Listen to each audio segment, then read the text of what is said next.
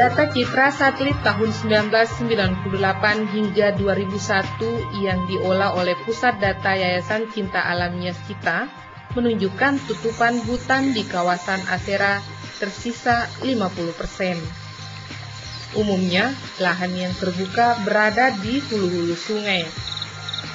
Dari tahun ke tahun, jumlah lahan kritis terus bertambah.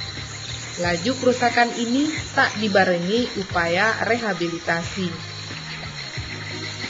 Muhammad Arif Rauf dari Pusat Data Yaskita menyatakan, Asera Wiwiranu setiap harinya kehilangan 10 hektar hutannya. Menurut Arif, ini dipicu oleh aktivitas HPH, penebangan liar, pembukaan lahan perkebunan, dan transmigrasi.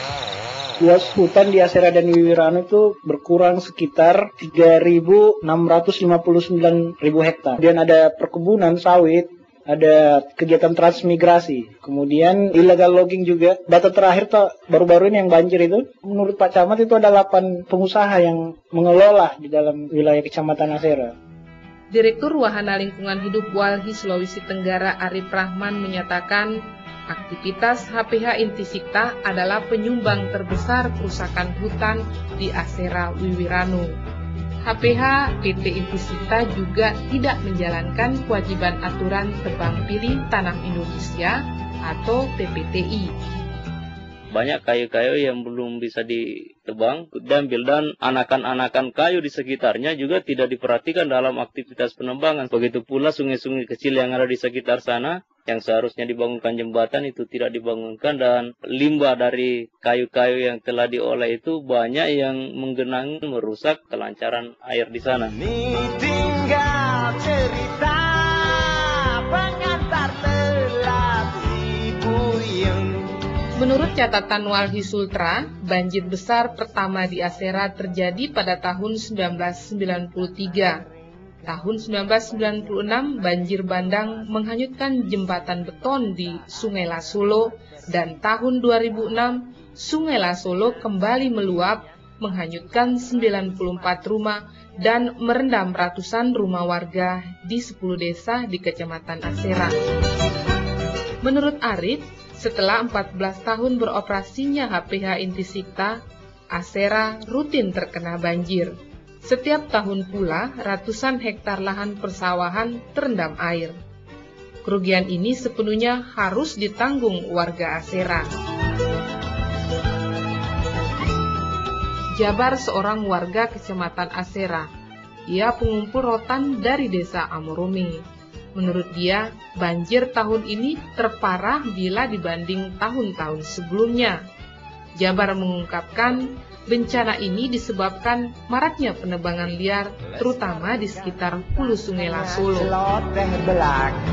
Ia mengatakan bencana ini tidak akan terjadi bila hutan di sekitar hulu sungai masih utuh. Maraknya penebangan liar menyebabkan rotan semakin sulit didapat. Akhirnya kita ketemukan ini batunya banjir kali, banjir besar. Kalau rotan sepanjang sudah buka, belum salah ini sudah pengolahan rotan. Sejak zaman Belanda sudah pengolahan rotan. Tidak juga artinya merusak lingkungan alamnya. Tapi kayu sejenak saja sudah cepat sekali nih banjir. Erosi selalu datang menghantu.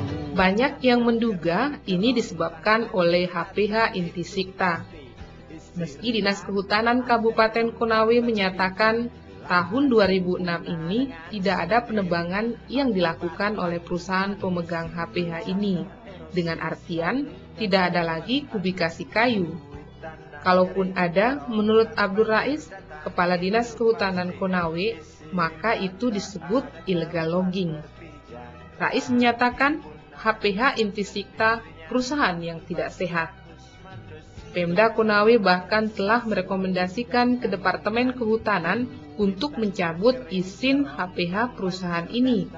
Namun hingga kini menurut Rais, pemerintah provinsi dan pemerintah pusat tetap mempertahankannya. Saya kita ke berhenti saja, tapi mereka masih mau jalan. Target produksi dikasih sekian, tidak terrealisir. Tapi tahun depan dia usul lagi.